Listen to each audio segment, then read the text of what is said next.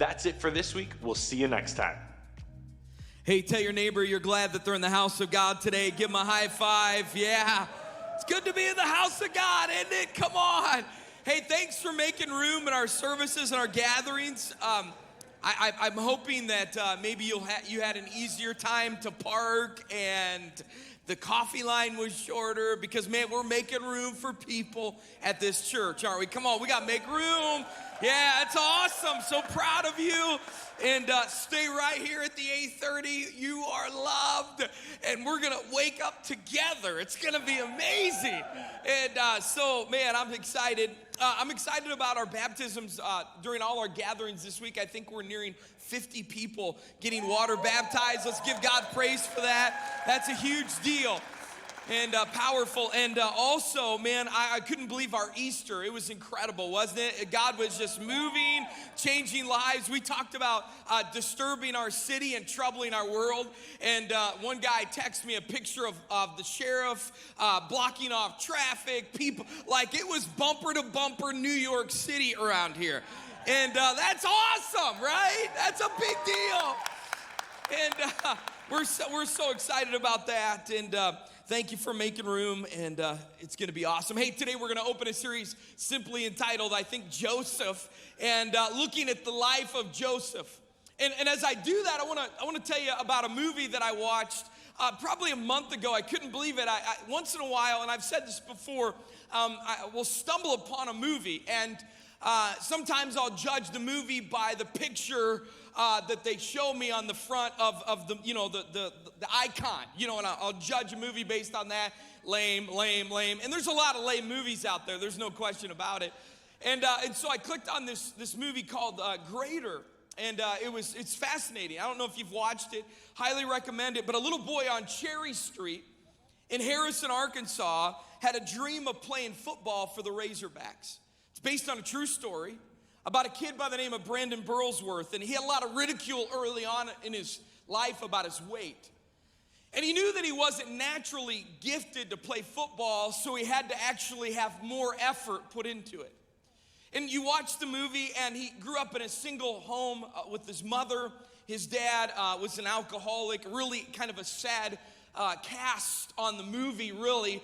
But he continues with his brother, several years older, encouraging him. One time he said, told his brother, I've got a dream. And he said, look, Brandon, you got a D1 dream with a D3 body. And eventually what happened is he was offered a full ride scholarship to Arkansas Tech, a local community college. And you watch him and his brother, as his brother knows the ramifications of a single mom, not a lot of money, and he encouraged his brother to accept the scholarship. And it's so interesting to watch kind of that play out. And he looks at him and he says, I'm not going, I am a Razorback. And so his mom actually put a mortgage on their house to give Brandon, a second mortgage, to give Brandon 1 year to actually make it. And so there's Brandon, walks on the team, and he's got a lot of hopes. And all of a sudden, after several practices, he finds out that he's getting red-shirted, which in essence basically makes the dream of getting a full ride scholarship after 1 year almost unreachable. But as the story goes, spoiler alert, he gets a full ride scholarship. And he plays for the Razorbacks after all the obstacles. In fact, it's known as the greatest walk-on story in Arizona Razorback or college football history. In fact, he went on and became a starting guard, an All-American, and then check this out, a 1999 third-round draft pick for the Indianapolis Colts. And he 11 days later, after he was drafted by the Colts, he was on his way home for a midweek church service, and Burlsworth got in a vehicle accident that took his life. So the 2016 movie Greater is really this kind of celebration of his life, number 77, with iconic black rimmed glasses because of his eyesight. And his jersey was retired, the only one retired in Razorback history in 120 years up to that point. And the Burlsworth Trophy was established, given to the most outstanding player of the year that began as a walk-on. And then Brandon Burlsworth Foundation gives free eye care to underprivileged kids. Pretty awesome. In fact, it's interesting because one time a leader on the team asked him, what's the secret? And he took his Bible and he simply pointed at his teammate. In fact, he was a massive volunteer for his home church, Harrison Assembly of God Church in Harrison, Arkansas. And he volunteered in Super Church, which is basically church on Saturdays, showing up for kids, ministering to kids. But I can't help but think about how it all began, all that influence began with a dream in a young teenager's heart, young boy's heart, to actually do something significant. I want to talk to you today about another guy, Joseph, who is known as a dreamer, not Joseph and Mary of the New Testament, but rather Joseph and the coat of many colors. Maybe you would recognize that. Joseph of the Old Testament who had a dream. In fact, he was a teenager. And I just want to say this, that you don't have to be 17 and screw your life up. That you could be 17 and not have to smoke weed, not have to do your life wrong, but you can live for the Lord and you can set an example with your youth and you can change the world. That's what you can do. You don't have to do what everybody else does. That's not in the notes, but it's true, right? So here we have the dreamer. In fact, his brothers and his 11 brothers, they said, "Here comes the dreamer." He was known as a dreamer. Let's pick it up, Genesis 37, verse 1. Here's what it says. Jacob, that's his dad. Some of your translations say Israel. That's also his same name when God changed his name. That's Joseph's dad. Lived in the land where his father had stayed, the land of Canaan. Verse number 2, this is the account of Jacob's family line. Joseph, a young man of 17, was tending the flocks with his brothers, the sons of Bilhah and the sons of Zilpah, his father's wives, and he brought their father a bad report about them. Verse 3, now Israel loved, that's Jacob, now Israel loved Joseph more than any other of his sons because he had been born to him in his old age, and he made an ornate robe for him, a coat of many colors.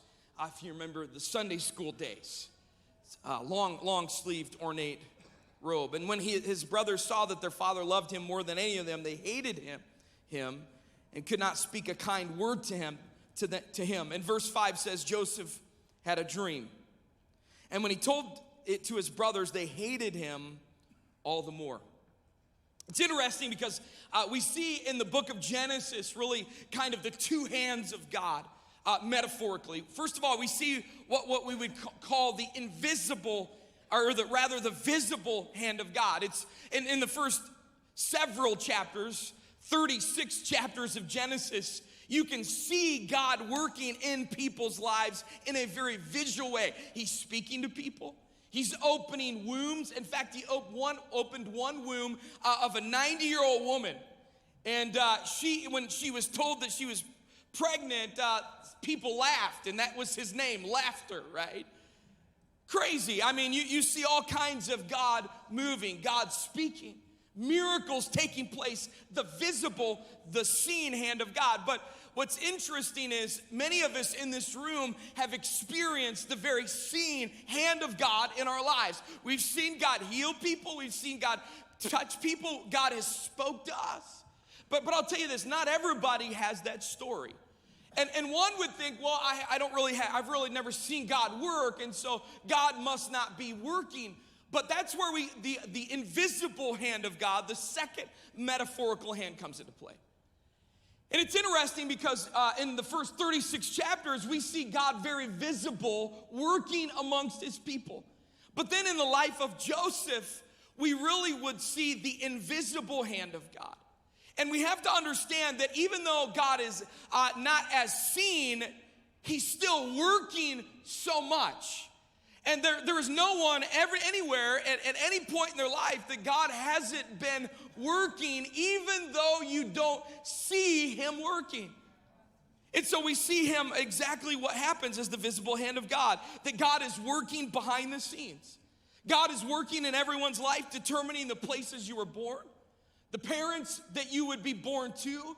That's God's hand in your life. God's hand in your life is determining the people that you would meet, the conversations that you would have. He has set your life up for that. In the same way, that's exactly Joseph's story. Invisible hand, the invisible hand is your talents, your gifts, your experiences, your abilities. All of this is what's called the quiet hand of God's providence in your life. And so, at other times, God uses one hand, the visible hand. And I would say Genesis, for the first 36 chapters, is that.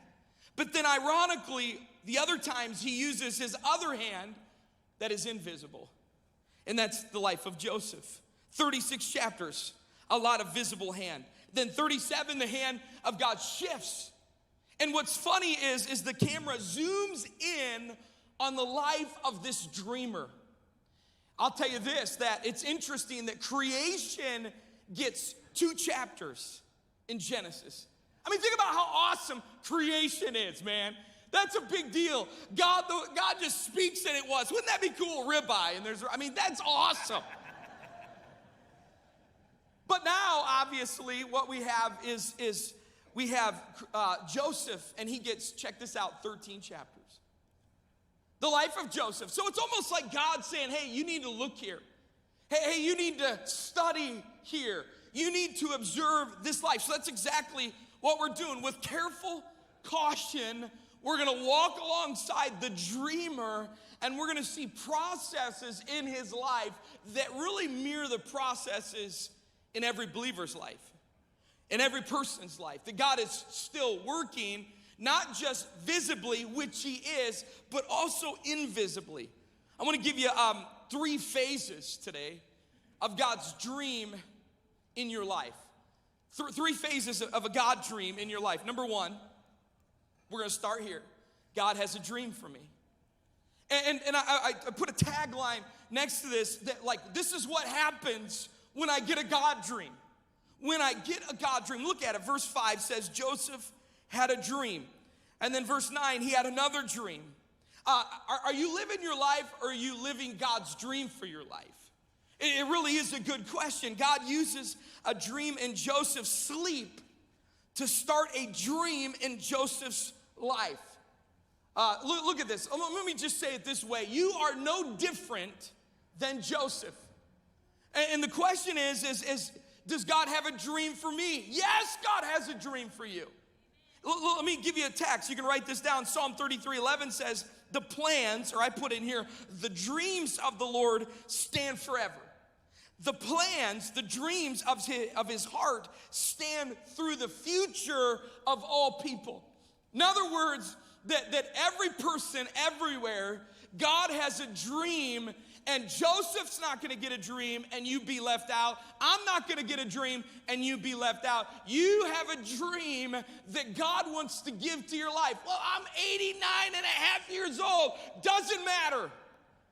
Because if you're still breathing, God's not done with you. You got a dream.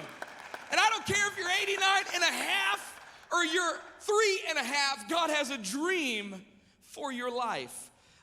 Here's the other thing is you were set apart for that dream. Here's what scripture says in Jeremiah 1:5. I knew you before you were formed within your mother's womb. Before you were born, I sanctified or set you apart, and I appointed you as a spokesman to the world. So in other words, it's not just that you get a dream, that God actually put that in you even before you were born. He looked at the world and said, I got to do something, and he fashioned you for that something. That you're not an accident. Well, my parents said I was. Listen, God used them to slip you in. That's what he did. Come on, here's the third thought. You have something heaven wants to give you. I love this. This is basically saying this, all of this saying that I want you to understand that Joseph had a dream and so can you, or so do you in this place. Here's what verse 27 said. John the Baptist is saying a person can only receive what is given them from heaven. I love the idea that what I walk in has already been determined in the heavenlies. I am simply walking out on earth what has already been pre-decided in heaven. I've got a dream, and the dream is me connecting my life with his purpose. What a powerful reality, and that's for you too. God has a dream for me. We're made in the image of God, which means that like God, he takes the invisible and makes it visible. He takes the unseen and he makes it seen. So that means that you and I take a thought from him, an image from him, an idea from him, and we bring it to life so that other people can benefit. You are created in the image of God. That's a big deal. I want to talk to you a little bit about you being a dreamer, because I think it's necessary. Don't stop dreaming. And if you fulfill one dream, God's got another one for you. So, how do I get a dream from God? It's a great question, because not every dream is a God dream. How many of you played football in high school? Let me see your hands. I just have some bad news for you. The Vikings are probably not going to call you. I know you go to bed every night hoping that you're going to be a Kurt Warner and you're going to be bagging groceries and you're going to get the call. But probably not. But God has a dream that he'll give you, but then he gives you the plans to fulfill it. I love that, and the ability to fulfill it. It's interesting. There's no record of Joseph following his dream. Like following his dream. It's so popular. Chase your dream. Follow your dream. We don't see Joseph doing any of that. In fact, what we see is Joseph in the fields watching the sheep. And in the process of being faithful, that's when the dream comes. And we don't see him like being fixated on a dream and being so obsessed with the dream, but rather in the middle of him doing his duty is when God gives him a dream. Here's what I want to say to you. You may want to write this down. A dream finds you when you're faithfully doing what God has put in front of you. Like a dream. So here's the idea. This is what everybody says. Follow your dream, fixated, obsessed. I'm chasing my dream. It's about me. I'm looking. I want to be a star. And God says, no, that's not Joseph. Joseph is this, because the Bible has this reoccurring phrase in his life, the Lord was with him. The Lord was with him. The Lord was, so what that tells me is Joseph was obsessed and fixated on the person of God. I'm chasing God. God, what do you want me to do today? God, I'm going to read my word today. I don't feel like I'm going to read my word. I'm going to pray today. I'm coming to church today, even though it's 8:30. I'm going to continue to follow you. And then when you, all of a sudden, when you start chasing him, then your dream starts chasing you. His dream chases you. I love it. Lord is with him. Lord is with him. So what you find when you follow and seek and serve Jesus is that dream will find you. I love that. And what if I follow him and get his dream, but I miss out on my dream? See, I know God's got a dream for me, but I got like dream FOMO. What's FOMO? For all those that are over 40. Fear of missing out. I'm going to miss out on my dream. Hey, let me tell you this. You can't outdream God's dream for your life. Let me give you some scripture on that. Ephesians 3:20 says this. God can do anything, far more than you could ever imagine or guess or request in your wildest dreams. Oh, I love that. Why am I the only one boom shakalaka in here? In other words, look, you try to dream all you want, but I'll outdo your wildest dreams. I love that. And then this is what it says. He doesn't do that by pushing us around, but by working in us, like encouraging us, the Spirit gently within us. God can always do more than you can even dream.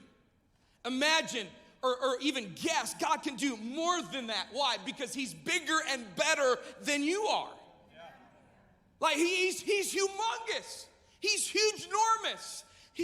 I don't know if that's a word, but that's what he is. So here it is. God gives me a dream, and his dream is way better. God has a dream for me. Here's the second phase. The second kind of tier is God uses a dream in me. So when I get a dream, but when the dream gets me. See, because let's just, it's not that, let me just say it this way. It's not the dream that makes me who I am. It's the process in the dream that makes me who I am. Let me keep just kind of unpacking the onion, okay? The journey itself to the dream is what prepares you to succeed at what you were born to do. Okay, you're still not getting it. All right. God develops you with a dream and not just for a dream. All right, now we're getting close. Let me tell you a story. Two brothers walking down the road, they stumble upon a manure pile. The first brother jumps in head first, and he is digging in the manure. The manure is like shrapnel on a battlefield. It is smoking his brother in the face, in the shirt, on the lip.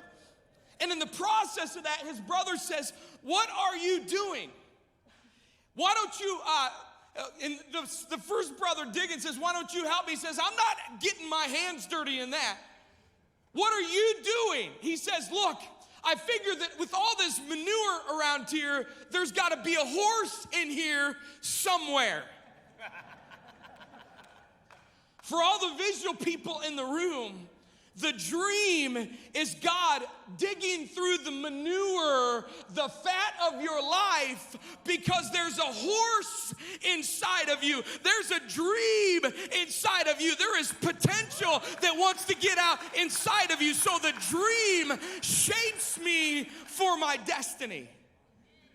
I'm going to still peel it back. Let's look at it. Here's what Genesis says. He said, listen to this dream I had. So he talks about these bundles of grain bowing down to other bundles of grain. And it's crazy because his brother said to him, "Do you tend to reign over us? Will you actually rule us?" And they hated him all the more because of his dream and what he had. Then verse 9, look at this. Then he had another dream. And he told it to his brothers, and he said, "I had another one, and this time the sun and the moon and 11 stars were bowing down to me." Interesting. So he's like going off on this. And I don't want to just say, I look at him, and I look at us, and I see a lot of similarity, because oftentimes words mean something in principle, but that are disconnected to the process. Well, let me give you an example. In church world, the word victory. Everybody's like, victory! Yes, victory in Jesus. Everybody loves the principle of victory. But victory is the principle, but the process of victory is that there is a fight. So I could fall in love with this idea of victory and chant victory, but forget it sounds great in church, but it's harder than you can imagine on Monday morning when you start getting bloody because you're getting wore out. Victory sounds good in principle, but it comes through the process of a fight. Here's another word I'll give you that sounds so shiny and sexy. Harvest in church. Like, I love the principle of harvest, but I'm not sure if I understand the process of harvest, right? It sounds so good because in church world, the principle of harvest is multiplication. It's increase. It's me sitting back and God pouring over my life increase. But if you talk to any farmer, the worst time of their whole life is the harvest time, because the crop doesn't pick itself. And so we look at this idea of harvest, blow them in, bring them in, but we forget the process of us having to engage at a deeper level. So what I'm telling you is words like dream cause us to be attracted. But I don't want us to become disillusioned once we get on the path of our dream, to understand, like Joseph, that there's not going to be pits like there was for him, that there's not going to be prisons like there was for him, and there's not going to be false accusation like there was for him. Dreams look good at a distance, but when you get one, it'll jack your life up. And that's God's intention. Like, what's he doing? He's burning off the manure. Because there's a horse in you. So the dream is a crucible of God's development for me to sustain the destiny that God wants to give me. Like, so here's the point. Coming into the dream, Joseph is, he's a tattletale. Look at him, he's a tattletale. He's like, he goes and brings reports on what the brothers are doing in the flock. He brings a bad report. Check it out, verse 2. He's the favorite, which brings a whole nother issue. They can't stand him. He's got so much pride. He's got so many issues. He's a flaunter. I picture that the Bible talks about seeing him. And I just imagine him wearing that nice, cute, colorful coat as much as possible. He's flaunting his status. He's a bragger. I mean, even in the text, one dream to tick his brothers off wasn't enough. He goes and opens his mouth about another dream. What are you telling me? I'm telling you, just because there's a dream doesn't mean that you're fully developed into the place that God has for you. In fact, he uses the dream to dig past the manure in your life. The dream set in motion the ups and downs, shape the character that is needed to sustain the destiny. He walks in Genesis 37, but he walks out in Genesis 50 a different person. And I would argue to say it was the dream that was the tipping point for him to be a bigger him in 50 than a smaller him in 37. It's the dream. And I'm telling you, you still don't avoid a dream. You want a dream because the dream will make you spiritually fit for the destiny so that when you get there, you can sustain what God has for you. Here's the principle. God wasn't revealing what Joseph would accomplish, but what Joseph would become. It's awesome, right? So here's what you're going to become. It's powerful stuff. Here's number 3. Everybody say 3. Yeah, here's number 3. God gives a dream through me. Here's what so when I get a dream, when a dream gets me, and then when the dream gets other people. Because here we go, look at it. Chapter 37, verse 10, it says, when he told his fathers as well as his brothers, his father rebuked him and said, what is this dream you had? Will your mother and I and your brothers actually come and bow down to the ground before you? And his brothers were jealous of him. But look at this phrase, but his father kept the matter in mind. And when I'm reading that, my mind went to Luke chapter 2, where some of the similarities of that phrase show up in the life of Mary.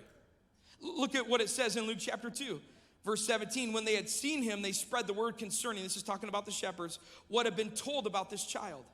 And all who heard it were amazed at what the shepherds said to them. But look at this, but Mary treasured up all these things and pondered them in her heart. I love that phrase because that phrase really, when you have kids, you'll notice that there are moments in your life that you sit back, even in the midst of their immaturity, and you'll watch and you'll say to yourself, man, they're gonna do something powerful in the world.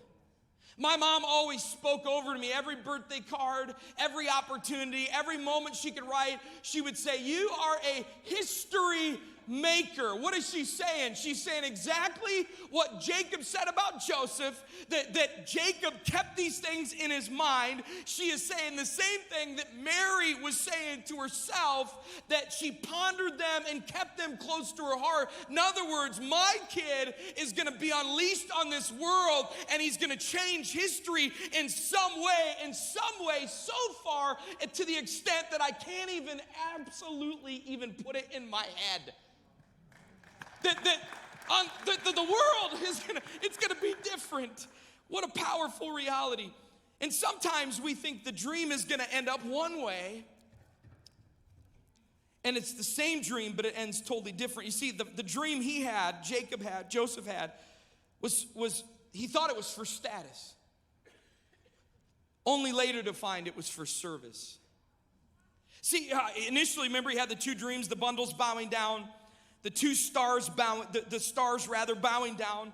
The dream is actually fulfilled in Genesis 42. The brothers come and seek to buy food, and Joseph is in charge this time, because of all this process, we're going to talk about the process. If you've never read the story of Joseph, you're going to hit but I'm trying to give you some context for what I'm saying. And that's that when the dream came, Joseph was seeing stars. But when it actually was fulfilled, he was bringing supply. When the dream first came, it was for him. But by the time the dream was fulfilled, it was for other people. So what happened is they bowed down before him because he's the second in charge in the most powerful nation in the world, and they don't even recognize them, and they're bowing down to him. But it's not like Joseph saw it when he was 17, that you're going to bow down to me and you're going to be like, you're the man. But rather this time, they didn't even know he was alive, and they were bowing down, honoring the position that he was in as they were buying grain from him. And it's mind-blowing to me. And it's awesome that who Joseph became in character. But yet I love it because this time the bragger wasn't bragging, and the flaunter wasn't flaunting, and the tattletale wasn't tattletaling. See, because at the immature start, the dream is about me, but at the end, it's about other people. Let me just ask you this. What if the greatest thing God is going to do through your life is that he's going to allow you to contribute to someone else's? It's phenomenal. Because the greatness of the dream blessed him, but it blessed beyond him. And I love this kind of fulfillment, because it shows us that when God gives us a dream, he loves us, but yet he loves the world around it. And there's so many people that will never live their dream because they can't get past themselves. So many people. And I'd say this, that when we think about our dream, we bury our talent. When we think the dream is for us, we hoard our money. When we think the dream is about us, we waste our time. But when we realize that the dream is for other people given by God, we use our talents, we live generous, and we invest our time for others. Here's the point. God gives us dreams for the benefit of others, not to make us better than others. So I love this story of Joseph, dreams. But when I think about this idea of God giving dreams, if he gives dreams to us, that must mean God is a dreamer. I was studying this week, and I'm like, God, you're a dreamer. Like, the reason you know how to deal in the currency of dreaming is because you're a dreamer. What does God dream about? I could have gave you a myriad of scriptures to show you what he dreams about. But I wanted to give you Luke chapter 4, verse 18, specifically because it's when Jesus goes public with his ministry in church.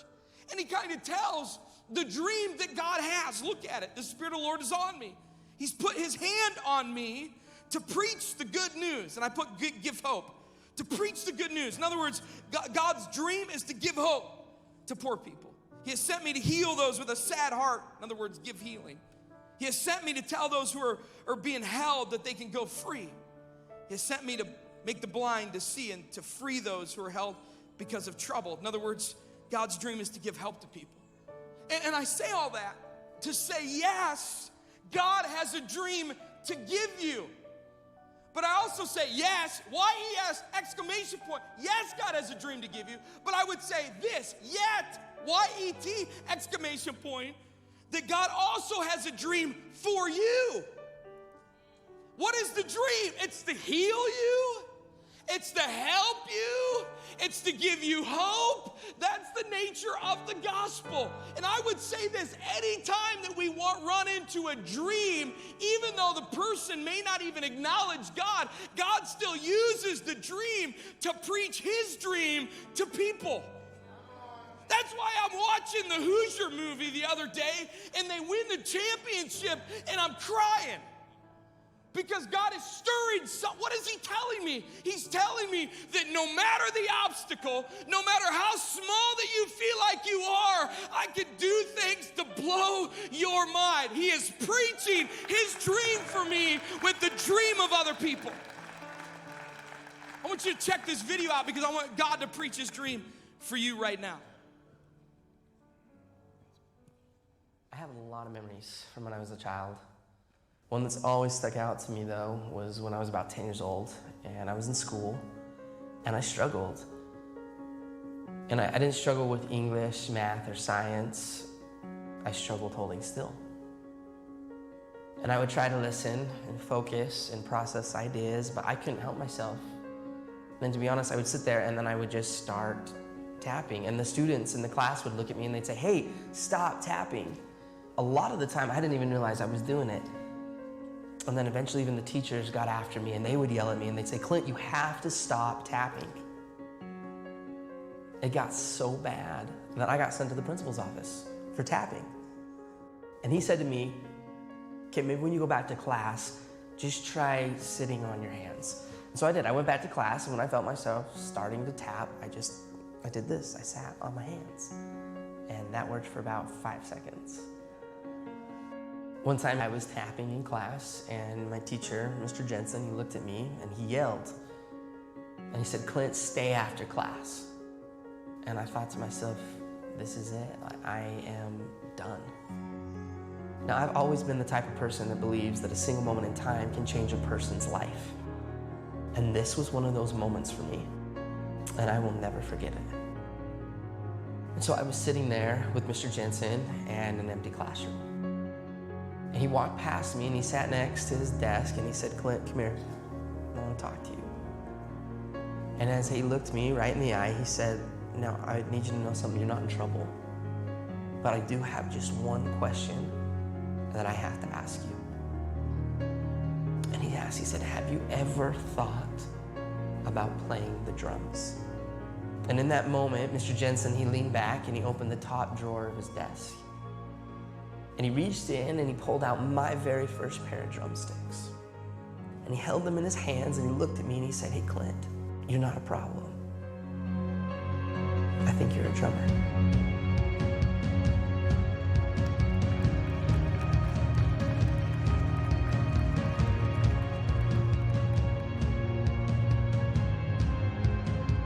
From that moment on, I've never put those sticks down.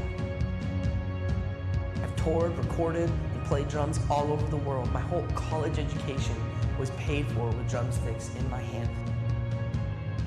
Just because of a single moment in time when somebody believed in me and he saw something in me that I didn't even see within myself.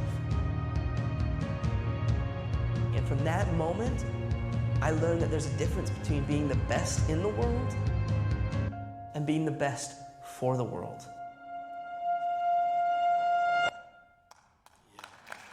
Come on, God's got a dream for you. I want you to know that today. You're not a problem. You're a drummer.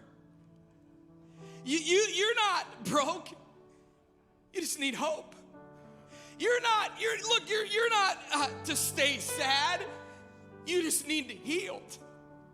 This is God's dream for you. You're not oppressed, bound. You just need help. That's God's dream for your life. Because God is preaching his dream to you right now.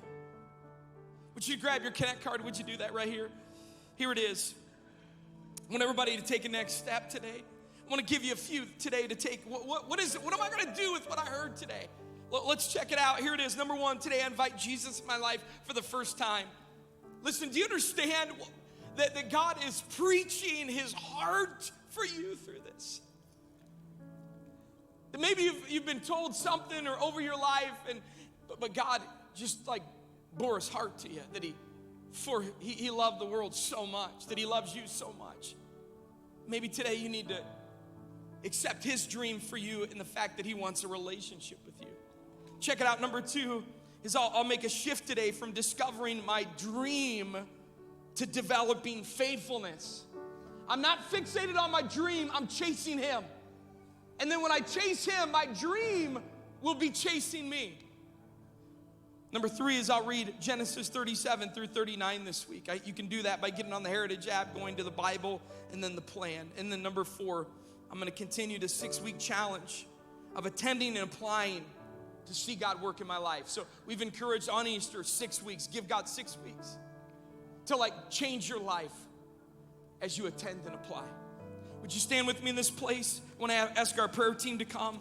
And let me just pray for you. The team's going to lead in worship when God's done with you today.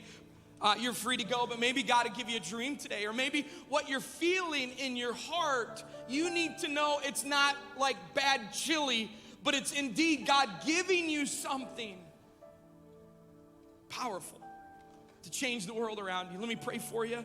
Man, it's going to be an awesome time hanging with Joseph for the next few weeks. It is. Let me pray for you. So, Father, thank you for not just being a dream giver, but being a dreamer yourself. In Jesus' name, amen.